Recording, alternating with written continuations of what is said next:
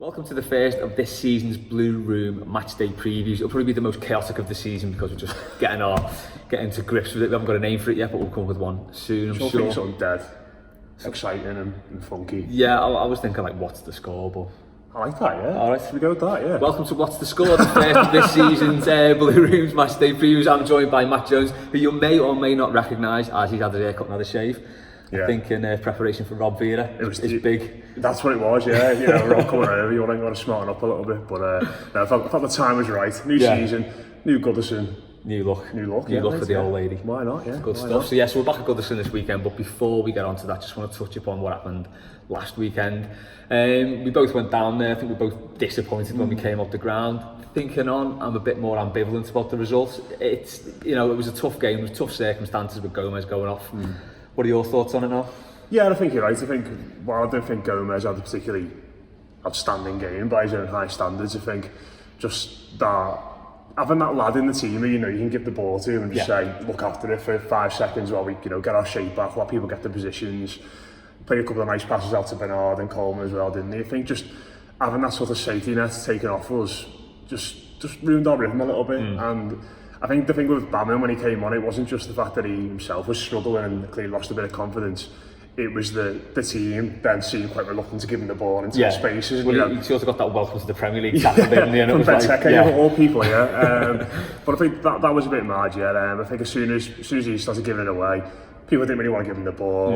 And all of a sudden, then your midfield and that fluidity you had in the first half broke down. But I think, like we said in our video at the weekend, like the lads said on the post-match as well, the rest of you guys, the defence is something to be happy with, even though the attack and play from Crystal Palace, you'd have to say, left a lot to be desired. It did, yeah. But you can only play what's in front of you, as the cliche goes. And we kept another clean sheet, which is good when you think back to I think you mentioned it in one of the other shows, like the sort of last season.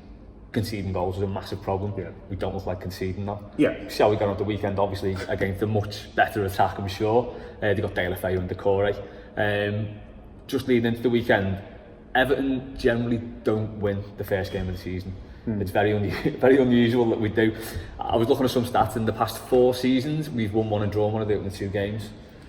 So I think I think I've got the stats there. So 15-16, we drew with Watford 2-2 when Barkley scored the equaliser, I think, and then beat Southampton 3-0 and we had that green kit on. That was one. 2016-17, same again, drew against Tottenham, beat West Brom away. 2018-19, obviously last season, we beat Wolves away, then beat Southampton at home. The only sort of anomaly in there was 2017-18, we beat Stoke and then drew against Man City. Oh, bit of a mixed bag there. But we pretty much draw 1 and win 1. Yeah, I think that's the thing about this is that we're all sort of excited to get back, because it's I think sometimes you sort of go to that game at the week starting before the campaign, and you're sitting there and it's the atmosphere's a bit dull and there's no new faces and everyone's a bit glum going to Goodison. But I think because last season finished so well, because the atmosphere was so good, the results were all so good, it's sort of a case of we all definitely want to get back there again, and I'm excited. I think we'll have the new season's kit on. Which is always good, but, just a week too late. I think I said on one of the shows in the week that it's I think you sort of, the game against Palace felt like a bit of an extension of pre-season, whereas this game you'd have to say probably going to feel like a bit more of the new season. Goodison will have a bit of a lick of paint. There'll be some new faces on the side as well, so fingers crossed we can sort of take it from there. What do you reckon Watford can offer? I know you spoke to Adam Leventhal for the match preview. What have they sort of got to offer us? Because they're still a pretty unknown quantity to me. I know they've got Deulofeu and Deeney's always a handful, isn't he? Decore in the middle, who obviously we were after. What do you think they can? I don't think they'll test. I mean, they got beat 3-0 by Brighton at the weekend, so you'd think there's going to be a bounce from that. Yeah, I think there might be a bounce, and I think what we'll also see is a team that's ultimately going to be dead defensive. Turning up at Goodison Park, I think if you we'd got beat 3-0 at home in our opening game and we were going away to someone mid-table, mid-table tricky, that Marcus Silva in the week's going to be defence, and you're going to make sure you're not going to concede 3 goals again. You're not going to be on the end of a shallacking. And I think, while when we spoke to Adam in the week, he said, he's happy to forget about the Marcus Silva thing and the rubber snakes and all that. Is everyone else and move on. But I think a lot of those players and the manager, there will be that edge there still. The fans travelling up there, I want to get one over on Silva. Gracia want to get one over on Silva. Their players will. So I think it's going to be a horrible game. I can see them not really being ambitious at all, being dead deep in the defensive line. And like you said there, I think it's going to be very much a case of trying to hit Deeney, and who's going to try and knock into the Papa Delafeu. Yeah. I think they've got a couple of new signings, haven't they, in Saul and Welbeck. I don't know if they were involved in the weekend, I don't think they were, but you can see them maybe being on the bench and coming on with 20 minutes to go. But I think it's one we're all going to have to be a bit patient. Yeah, I mean, look, thinking about having Deeney and Welbeck up front, they could pose a big test. I mean, I know none of us wanted Danny Welbeck, but he is a useful player. And if, I think Mina should be able to deal with Deeney from a physical point of view. But if Welbeck comes on with like 20 minutes to go, because I imagine they're going to, as you said, they're just going to sit in and we're going to get edgier and edgier the longer it takes us to score. Yeah. And then if you bring Welbeck on. And I think the danger there as well is that if it is 1-1 or 0-0 on 60, and you get to that situation where Goodison's getting anxious and he wants to go for the win, and suddenly you've got Yerry Mina and Michael Keane pushing forward a little bit more because they're squeezing the play. Yeah. In a way, that's where they're going to become a little bit more dangerous. Yeah. Where Delafeu can run in behind, where Sarr can run in behind. As you mentioned there, Welbeck can do it as well. So I think it's got the potential to be a dangerous game. It gets to 0-0 or 1-1 or 60 or 70, and Everton have got to manage it. But with that in mind, I think we also need to be dead calm. I think the midfield's going to be new. Yeah. Fabian Delph, I think, might just get on the pitch. Training, I think they might just find a way to get him on the pitch somehow. But he's never played alongside Tom Davis or Barman or whoever else it could be in central midfield in a Premier League game. So I think we all need to be a little bit patient, try and get the lads understanding, try and get the support, and if it gets to 70, don't get so anxious as we're prone to do at times. I'm kind of thinking it could play out a lot like the Palace game last year at home. Absolutely. Whereby Rob Regan was here for that he one was, as well. He was, yeah. He used to need Rick Wood. So I was looking at some stats in the past of Everton Watford, and they stack up well in our favour as well. We played 28 times. The first one, the opening day of the 82-83 season, when Graham Taylor got them promoted. They beat us 2-0. That's one of the only times they beat us 4 times since then in 28 fixtures, and we've drawn 1. So we've massively won more fixtures than them. The trouble is, 3 of the last defeats have been in the last 6 meetings against them. We've had a couple of 2-2 draws at home against them. Obviously last season we just pulled out of last minute from Luca Dean. So I think we've kind of got a lot to prove, because we seem to have lost our nerve a bit against them, become a little bit of a tricky side for us at home. Yeah, I think the thing that struck me when we played them recently is physically they dominated us. Yes. Like in the middle of the park especially. I remember Decore was immense last year. Yeah, Decore, he scored that unbelievable header, didn't he, the back post, where he just, I think I was quite critical of Seamus Coleman on the instant match reaction after that, and then I got home and watched the back again. I was like, not what you can do when a man mountain jumps 10 feet in the air and heads one in, to be fair. So yeah, I think Decore and Capoue, I think that's a really important area of the pitch, especially when we're going to have a makeshift set of lads in there. And just, they feel like they've got massive physical players all over the pitch. Do, and that's not something we've been particularly good at coping with over the last few years. Deeney, like you mentioned, is a bit of a handful, but I think the centre-backs that they've played as well, whether it's Cathcart or Kabasele or Mariappa, or they seem to have loads of massive centre-halves, so we just struggle to get any change out of. So maybe a bit more cues to play, a bit more composure.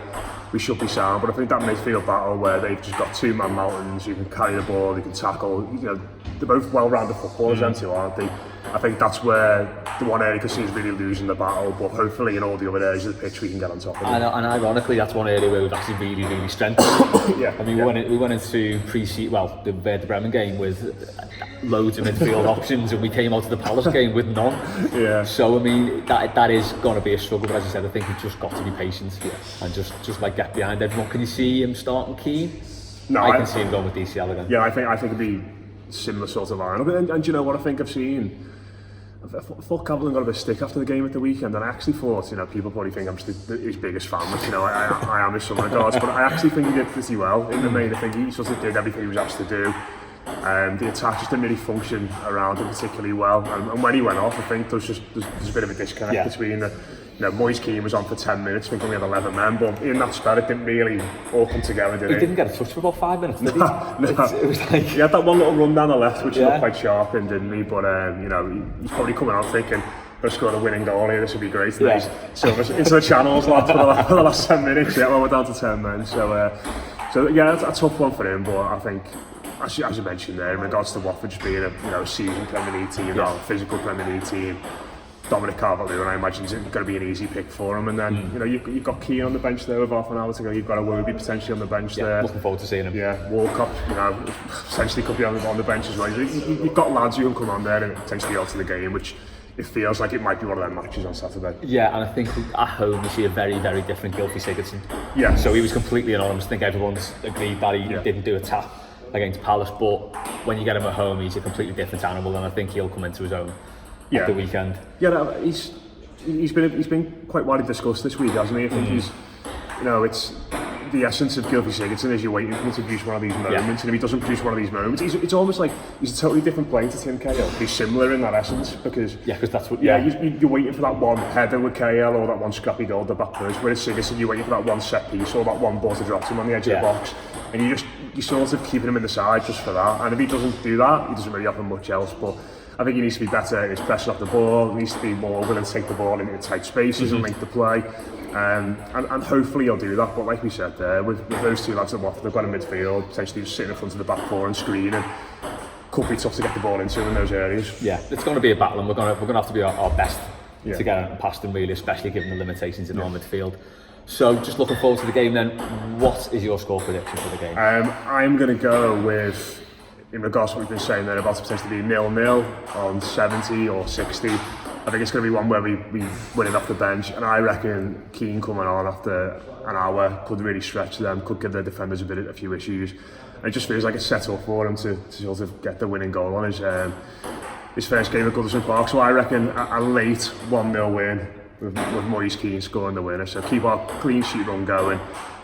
Goodison getting on the score sheet, and we all go home very, very happy. I will be quite happy with that. See that.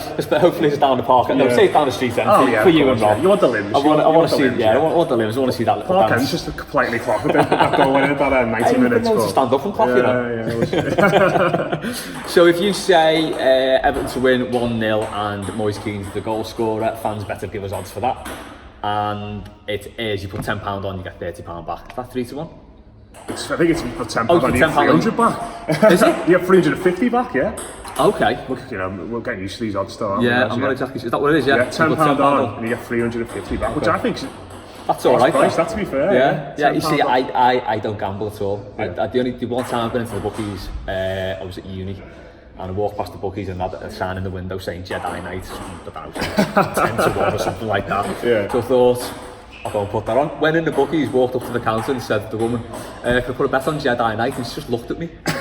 She's like, what are you on about? It's like Jedi Knight.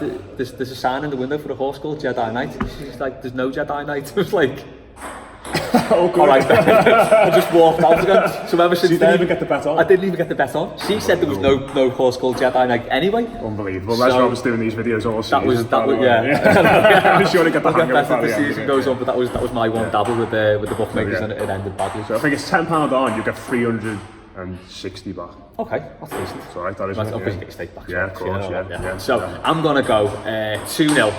Richarlison to score. Against his old club. Yes, I think he'll definitely score. Yeah, he's done all right in the again. I think against them in the past. I don't know. I thought he was quite largy last week. I think he's. I think he got a bit of stick after the game as well. But there were a few moments. He has that one which cleared off the line in the first half with his left foot. One that flashes just wide in the second half with his left foot as well. And I think the thing I was worried about with him was that he'd look a bit sluggish and a bit lacking in energy. But there was a few times as well in the second half where he got back and got tackles in, wasn't there? Which were really good. So. At least in that regard, he looks fit, he looks sharp, he looks ready for the season, even if he didn't get the chances or create last week. And even though he's had a chocker summer, at the Copa America, he had a massive summer there. He's come back, and as you say, he's not looking jaded at all. So the odds, there you go, you can do this. So the odds on Richarlison to score and Everton to win 2-0. So if you put £10 on that, you get £260 back. That's all right, isn't it? It's good, that, mate, yeah. It's decent. Not too bad at all. And that's with Fansbet. Both going for clean sheets. We are both going for clean sheets, yeah. I think it's the only thing we can really hang on to at the minute, isn't it? Big Yerry and Mick Keller doing the business for us, So yeah, looking forward to it. Be good. Yeah, be sound. And there's just one more bet you've given us. Everton to finish the Premier League season in the top 6. So you put £10 on, if I'm right, you get £500 back. 60 quid back. We'll get better at these bits. We'll get better at this, honestly. Sorry, Fansbet for messing up your that's my the odds fault. there, yeah. So yeah, but that's all right as well. Yeah, I mean, you just want everyone to speed that one again. yeah. So yeah, if you Everton finished in the top 6 in the Premier League, it was if you put £10 on, you would have got 55 back. But because me and Les have asked for these, because we know our Everton stuff, And I know me betting, obviously. you'll get £60 back if that comes in. Obviously a long one, and they've also given us another one there, which I've just seen, which I think is very optimistic. Go on then. So this is for the more optimistic of you here. Everton to beat Liverpool at home and away this season. £10 on, £220 back. It's not bad, that. I think of the three we had, I mean, that's the least likely. I think if that comes up, that'd pay for your ale for the whole night. Oh God. Yeah. Just that night though, because you'd be buying everyone a bevy. Oh, if we won it Anfield, it wouldn't be just the night, it'd be out on the air all week, mate. Mission for a week, All definitely. week. Good stuff, Matt. Nice one. So yeah, we'll be doing this every week. I will get better at doing the odds, I promise. And yeah, we'll have the post-match after the game. Yeah. We'll have a video after that as well. I don't know who's going to be on it yet. We did the one from Arsenal. Yeah, it'll be me and someone. Probably try and get Rob on. Rob's in the street after the game. We'll get Rob on. Yeah. So stay tuned for that, and we'll see you next time.